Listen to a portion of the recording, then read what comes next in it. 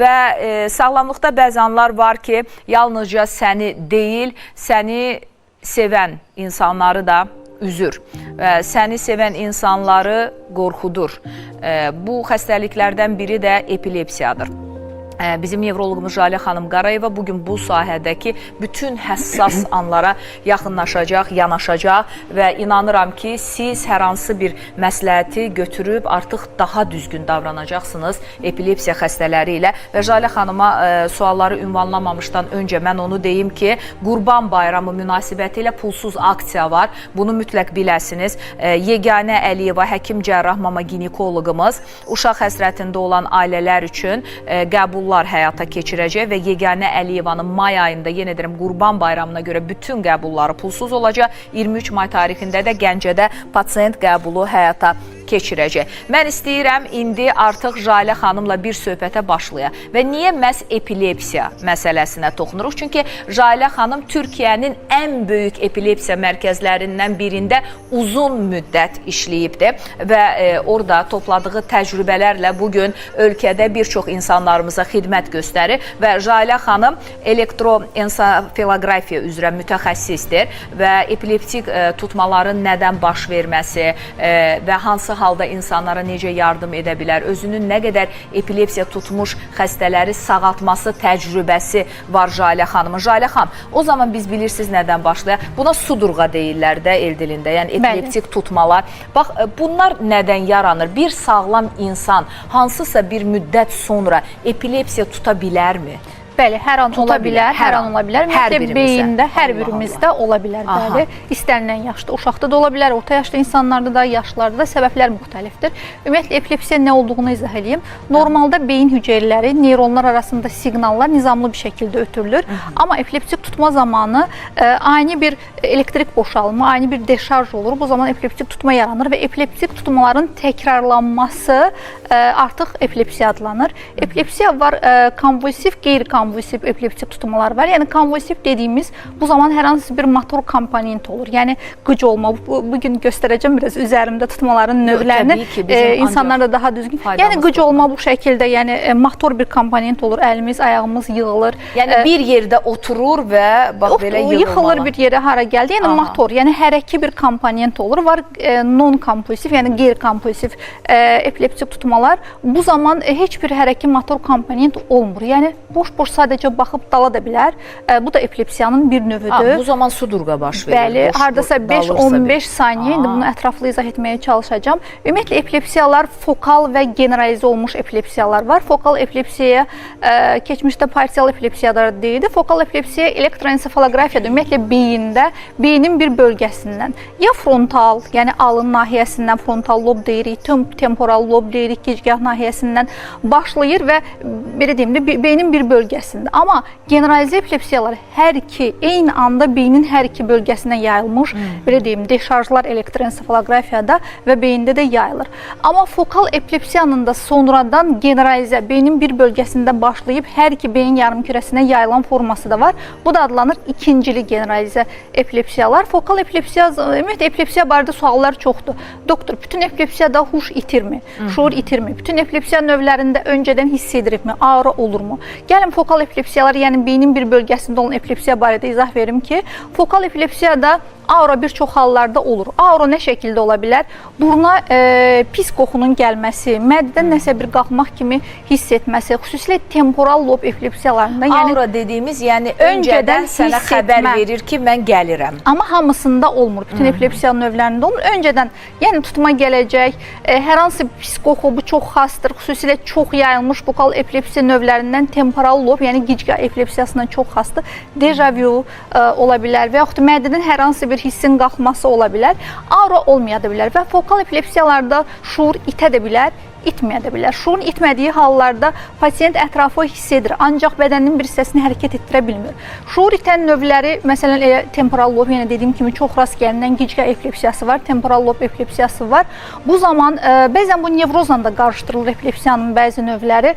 Yəni pasiyentdə nə olur? Tipik deyəcəm, bəlkə də bir çoxu deyəcək, biz bunun şahid edirik, ağız şapırdatmalar bu şəkildə pasiyent və yaxud qeyri-adi avtomatizmlər üstü ilə başı ilə bu şəkildə anlamsız dartışdırma, Nələrsə. oynama, anlamsız bir şəkildə bu avtomatizmlər adlanır. Bu da daha çox, yenə deyirəm, fokal epilepsiya içində daha çox rast gəlinən temporal lob epilepsiyasından xasdır.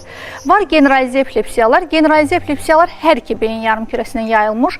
Bunun ən çox rast gəlinən klassik dediyimiz və böyük tutma dediyimiz, hər kəsin bildiyi videoda görsənən tonik-klonik tutmadır. Tonik-klonik nədir? Öncə tonik fazı olur. Şəxs yığılır, bəli, əzələ gərilir, yığılır. Sonra klonik fazı olur. Klonik fazada artıq ritmik olaraq əsmələr, yəni bu şəkildə əsmələr baş verir. Absans epileptik tutmaları var ki, absans da generalize epileptik tutmalara aiddir. Amma bu zaman nə yıxılma olmur, nə qıc olmalar olmur, nə qasılmalar olmur. Bu zaman pasiyent, xüsusilə uşaqlarda çox görülür, 5-15 saniyə boş-boş baxır. Fəaliyyət edirdi, hər hansı bir işlə məşğul idi. 5-15 saniyə baxır, sonra yenidən fəaliyyətinə davam edir. Biz də evdə deyirik ki, gözü yol çəkir. Evdə və məktəbdə müəllimələr valideynlərinə deyirlər ki, sizin uşağınızın çox diqqəti dağınıqdır. Xahiş edirəm bunu nəzarət edin. Bəli, diqqəti dağınıq uşaqda ola bilər, amma kiçik bir generalize epilepsiya absans növü də ola bilər. Diqqəti dağınıqdır dediyiniz kimi. Həmin dövrdə şuur tamamilə itir. Ümumiyyətlə, generalize epilepsiyalarda huş tamamilə itir. Sonra başqa miyokloniyalar var. Miyokloniya nədir? Sıçrama bu şəkildə. Bir də epilepsiyanın növlərinin hərəsinin özünə xas xüsusiyyətləri var. Miyokloniyalar hər sıçrama da miyokloniya deyil. Miyokloniyalar xüsusilə səhər saatlarında olur. Səhər saatlarında belə deyim də, əlində nə varsa bu şəkildə tullamalar. Bu zamanda elektroensefalografik müayinədə beyində generalizə, yəni beynin hər iki beyin yarımkürəsinə yayılmış deşarjlar görürük. Var atonik tutmalar. Bu zaman pasiyent tonus tamamilə sıfıra inir, pasiyent yıxılır bu şəkildə. Və generalizə tutmalarda belə deyim də, pasiyent hara gəldi yıxıla bilər. Bayaq sual verdi səbəblər çoxdur. Layla xanım və istənilən yaşda görə bilirik. Beyin zədələnməsinə bağlı ola bilər, keçirilən insult sonrası ola bilər, keçirilmiş kəllə beyin travması sonrası ola bilər, beyin şişləri zamanı epileptik tutmalara rast gəlinə bilərik, beyin inkişaf qüsurları zamanı və digər doğuş zamanı oksigensiz qalma, erkən doğum, neonatal beyin qanaxmaları ola bilər, autoimmun xəstəliklər ola bilər, toksik metabolik səbəblər ola bilər, alkoqol intoksikasiyası ola bilər, böyrək, qaraciyər çatışmazlığı ola bilər.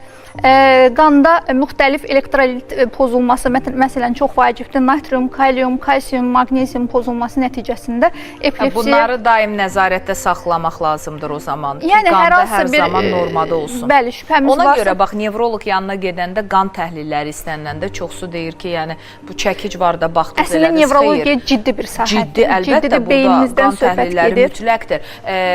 Bir sual da verəcəm bu epilepsiya ilə bağlı, çünki bizi izləyənlər indi yəqin ki, düşünürlər ki, bu varsa daim gedər, yəni sadəcə nəzarətdə saxlayacaqsınız. Amma sizin mən görmüşəm, məsələn, təsir dairəsində də gətirdiyiniz uğurlar tam sağaldım deyir. Yəni bir daha olmur, qayıdarmı, yoxsa tam müalicə edəndə gedərmi? Bu sual ümumiyyətlə belədir ki, epilepsiya tam sağalırmı?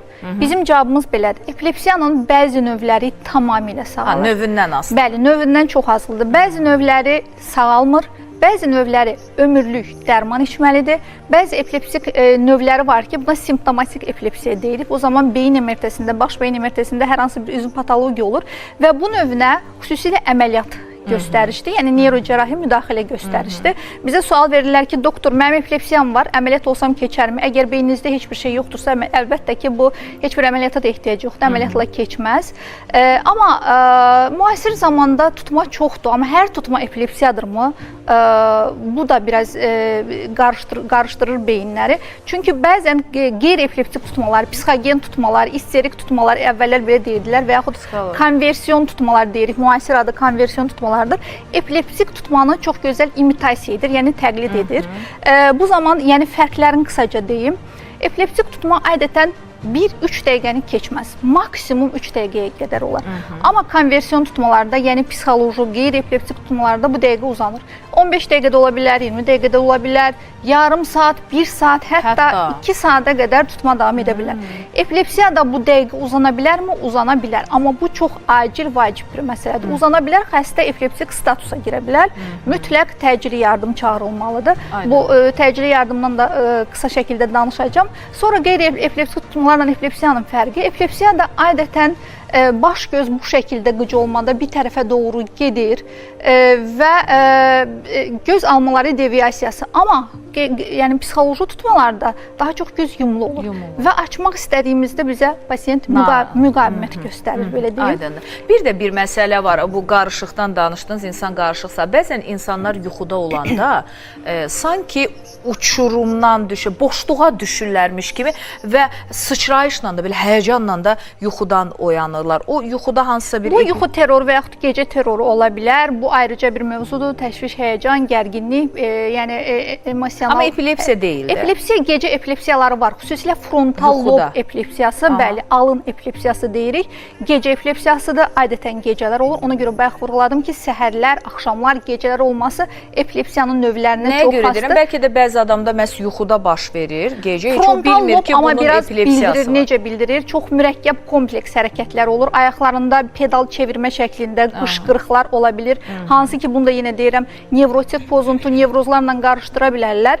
Amma yenə xastır. Frontal lob epilepsiyası, yəni yenə açıq şəkildə deyim, alın nahiyəsinin epilepsiyası daha çox gecələr olur. Aydındır. Sizə bir təşəkkür videosu var, onu izləyək. Evladım 26 ildir epilepsiya xəstəsindən əziyyət çəkirdi. Biz onun nəzarətsiz heç yerə qoyub gedə bilmirdik. Cəli Qarayevin gəldik onun yanına. Şükür Allah 2022-ci ildən 26-cı ildə. Hələ bu vaxt onda bir dəfə epilepsiya olmuyor. Özü üçün biz onun nəzarətsiz heç yerə buraxa bilmirdik. Pasient anası, mən onun nəzarətini tək buraxa bilmirdik heç bir yerə. İndi şükür Allah bu müalicədən sonra onda 5 ildir epilepsiya yoxdur onda xəstəliyi. Özü çıxıb gedib Rusiyada işləyir. Svobodla, nə samalyota minə bilərdi, nə tək buraxırdı, heç yerə gedə bilmirdi. Sumaları olanda onu. Bir nöqtəyi zillənirdi. Belə çevrilirdi, qıc olurdu, qıçqırırdı. Qıc olub yıxılırdı yerə, ağzından köpük gəlirdi. Bütün qıc olurdu. Biz güclə ağzına gəh qaşı soxurdu, gəh nəmliyini şey durdu. Biz zülümlə biz ona ayıqdıq. Neçə də mənim də barmaqlarımı dişləyib, kəsib töküb elə. İndi şükür Allaha, Cəli Qarayevin müalicəsindən sonra şükür Allah, onda elə şeylər yoxdur. Mən təşəkkür edirəm Cəli Qarayevə. Allah ona can sağlıq versin. Kimin belə bir xəstəliyi varsa, mən təşəkkür edirəm ki, gəlin müalicəsini burada alsın. Mən Bakıda gəzmədiyim neçə xəstəxana qalmayıb başım. Heç bir yerdən mən ümid tuta bilmədim. Bura gəlib biləndən sonra Cəli Qarayevin müalicəsindən gəlib gedəndən sonra onun müalicəsini alandan sonra şükür Allah bizim uşaqda bu xəstəlik Çox şükür. Biz buna ancaq sevinə bilərik və bu videonu biraz öncə təqdim etsəz, heç mən sual verməzdim ki, Jale xanım, bu sağalandırmı yoxsa deyilmi? 4-5 ildir deyir artıq. Niyə sağalmayıb? Belə deyim də, 23 ildə epilepsiyadan əziyyət çəkirdi. Niyə sağalmayıb? Bəli, epilepsiya diaqnozu da qoyulub, anti-epilepsik dərmanlar da təyin edilib. Dərmanın çox olmasının önəmi yoxdur. Önəmli olan tutmanın növünə uyğun. Fokal epilepsiyadır. Görürsünüz, 5 ildir tutmur artıq. Bəli, artıq 5 ildir heç bir tutma yoxdur. Tutması bir şəkildə ölkə xaricinə yola salmışıq pasiyentimizi və dərmansız bir şəkildə.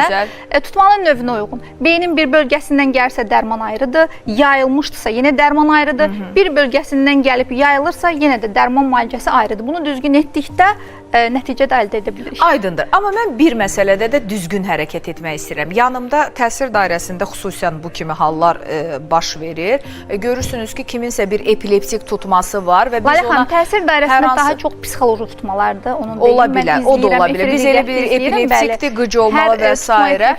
Amma ilkin yardım etmək istəyirəm. Həqiqətən hətta bir yerdə var, ay eləyirəm, diktabanlarımı çıxarıb atıram. İlk dəfədir görmüşdüm. Çox da qorxuram. Sonra mənə deyirlər ki, bəs bu epileptik tutmadır, daim olur. Belə halda ilk yardım nə edəcək? Bax, bizim studiyamızda bir izləyici var. Leyla xanım, sizin yoldaşınız səhv etmirəmsə, epileptik tutma. Leyla xanım, bizə kömək eləsə, mən tam aydın deyərəm. Bəli. Jale xanım, mən ancaq nə istəyirəm? Bax, baş verəndə hadisə, ilkin yardım. Siz göstərirsiniz, mən də buradan öyrənirəm. Yəqin ki, indi izləyicilərimizin də bu işdə bir təcrübəsi olsun. Epilepsiya daha çox generalizə olub bilinən klassik epilepsiyalarda pasiyent hara gəldi, qəfil yıxılır. Və yıxıldısa, istəyirsiniz yavaş-yavaş uzanın. Siz, bəli, qəfil yıxılmayın, qəfil yıxılmayın, asla heç bir travma almayıq. Başlayır qıc olmalar, əzələlərdə gərilmələr və klonik olaraq atmalar. Bu şəkildə atırsa, ilkin olaraq neynəməliyik? Panik etməməliyik. Və hayküy salmayaq. Bizim ən çatışmayan xasiyyətimiz. Hamı toplanır başına yardım eləmək üçün. Vacib bir cümlə deyim, çox vacibdir. Həm həkimlər üçün, həm pasiyentlər üçün. Epilepsiyada baş verən, daha çox təhlükəli olan epileptik tutma yox, kənar şəxslərin yanlış müdaxiləsidir. Bu çox yanlışdır. Nə edək doğru O zaman müdaxilə? mən Bax, göstərim. tutub epileptik tutma. Bəli, epileptik tutma tutubsa biz mütləq pasiyenti yan çeviririk. Yan. Yan. Tamam. Niyə yan çeviririk? EOV deyirik. Yəni nəfəs yolları açıq qalmalıdır.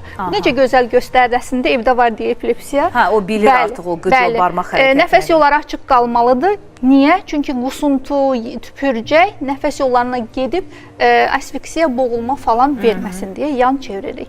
Sonra nə etməliyik? Yaxasını açmalıyıq, əgər bağlı varsa, nələrsə bağlı varsa açmalıyıq. Bu şəkildə yan. Fərqi yoxdur. Ya sağ, ya sol yanına çevrilməlidir. Qətiyyən bəziləri su çiləmək istəyir, olmaz. Bəziləri soğan iylətmək istəyir, olmaz.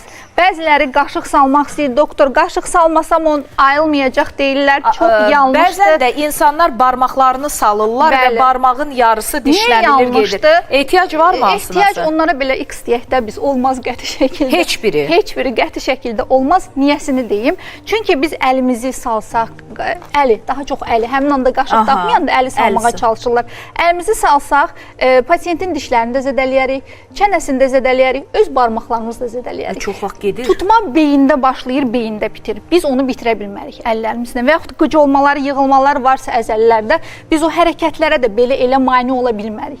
Yəni biz mane olsaq əzələ və sümük sistemini yenə yanlış nəsə edə bilər. Yəni bunların hər ikisini kənara qoyuruq, qətiyyən istifadə etmirik. Su çiləməkdir, onu da kənara qoyuruq. Su çiləməyi? Bəli, həmin anda olmaz. Yenə deyirəm, mən məsələn, yaxşı ki dediniz, təsir dairəsində kimən olsa suyu vururam. Elə bir də ki, su vursam ayılacaq. Da olar, amma mən sırf epileptik tutmalardan danışdığım orada üçün. olmaz.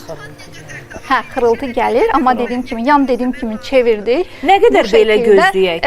Ayılacaq bir saata baxırıq. Başlama saatına baxırıq. Bəli, başlama saatına baxırıq, sonra bitmə saatına baxırıq. Əgər maksimum 3 dəqiqəni, 5 dəqiqəni keçdisə, pasiyent statusa girə bilər. Mütləq şəkildə təcili yardım çağırmalıyıq və baxırıq ki, artıq göyərir, nəfəs alması, nəfəsi zəifləyirsə, mütləq yenə də təcili yardım çağırmalıyıq. Bu şəkildə dediyim kimi, mane olmuruq hərəkətlərinə, yaxasını açırıq, pəncərə varsa, bəli, heç bir şəkildə hərəkətlərindən mane olmuruq. Sərbəst hərəkət etsə, ya tutmaq olmaz. Yana çevirmək lazımdır ki, dediyim kimi, boğulma olmasın. Heç bir halda boğulma olmaz. Aydındır. Yəni, ilkin yardım budur. Yana çevirəcəksiniz, boyun başı açacaqsınız, gözləyəcəksiniz ki, özü özünə gəlsin. Bəli, deyilmi? Bəli, öz-özünə gələcək, zaten boşalacaq. Ayılan kimi də dərhal yemək və su verməyə çalışmayaq, yanında olaq, sakitləşdirək. Sizin ətəyiniz sizə mane olacaq. Tamam. Problem deyil, doktor. Təşəkkürlər. Və inanıram ki, əksər insanlar yardım edəcəklər, xanıma da kömək edə. Gəlin, bir əlinizi də mənə verin. Gəlin bura, gəlin. Mən kömək eləyim. Gəlin, qalxın. O başına gələn başmaqçı olar. Görün necə bilir hər şeyi. Çünki yoldaşı və evdəkilər də, epileptik tutmaları olan evdəkilər də onlarla bərabər ölürlər, belə deyim, dirilirlər.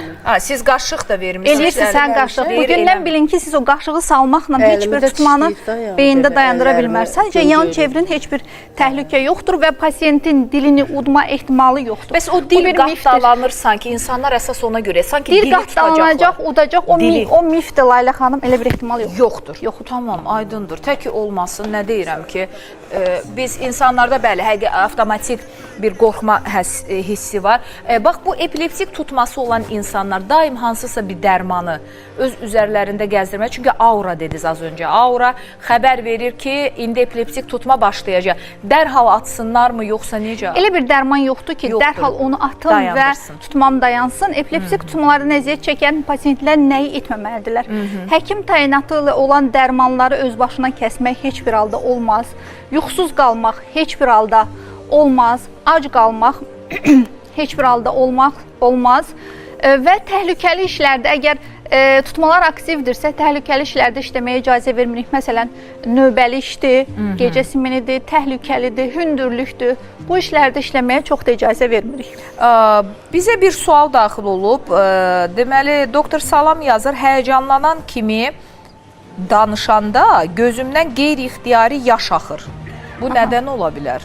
Həyəcanlanan zaman əslində bir psixoloji hala da bağlı ola bilər, altından ciddi bir səbəb də çıxa bilər. Ona görə ətraflı anamnez lazımdır və pasiyentin ən azından bir obyektiv müayinəsi mütləq şəkildə vacibdir. Aydındır. Bizə indi əməkdaşlarımız deyir ki, görüntülü video bu dəqiqə canlı daxil olub. Varsa mənə göndərin, mən buradan monitorumuzda yayımlayım. Verə bilirsinizsə, bəli, monitora verin, eşidək. Bir ildir mən panik atakdan, ruh düşkünlüyündən əziyyət çəkirəm. Getmədiyim həkim qalmayıb demək olar ki, hamısı da müayinələrində olmuşam, amma heç bir nəticəsi olmayıb bunların. Doktor, sizcə bunlara görə mən hansı müayinələrdən keçməliyəm? Hansı müayinələr zəruridir bu problemlərimə görə və mən sağalacağam mı? Yəni, öncəliklə deyim ki, panik atak çox vahiməli bir durumdur, insanı vahimə dəhşət içində qoyur, amma müalicəsi düzgün müalicə olduqda çox rahatlıqla müalicəyə tabi olan bir durumdur. Panik atakda, depressiyada tam şəkildə müalicə edirik. Bir kurs sadəcə 2 ay bizə yetərlidir. Təşəkkür edirəm sizə, Jalə xanım, sizə və sizin simanızda Məlahət xanım Qəhrəmanovaya, bizim Kamal Ağarzayevə və Jalə xanım Qarayevaya, hər 3 həkimdən inanıram ki, faydalandığımız mütləq ki, məsləhətlər var. Məlahət xanım, gələn dəfə mətbəxə keçəcəksiniz, xəbəriniz olsun. Hazırlıqlı gəlin, xahiş edirəm. Qaraciyəri necə qorumaq olar və s. mütləq. Jalə xanım, siz yenə də bax, bugünkü kimi bizə təcrübələr göstərsəz çox gözəl olar. Kamal Ağarzayev də mütləq. Kamal Ağarzayev də daim ürək xəstələrinin keşiyindədir. Bugünü biz sizlə sağollaşırıq, amma sonuncu bu gözəl gənc xanımın verdiyi sual toxundu mənə. Görəsən mən sağalacam mı? Mütləq ki, sağalacaqsınız. Buna inanın, ümidlə yaşayın və doğru qapıları döyün. Biz çalışırıq ki, həmən o doğru ünvanları hər gün sizə göstərək. Təşəkkür edirəm. Görüşərik. Təki sağlıq olsun. Can.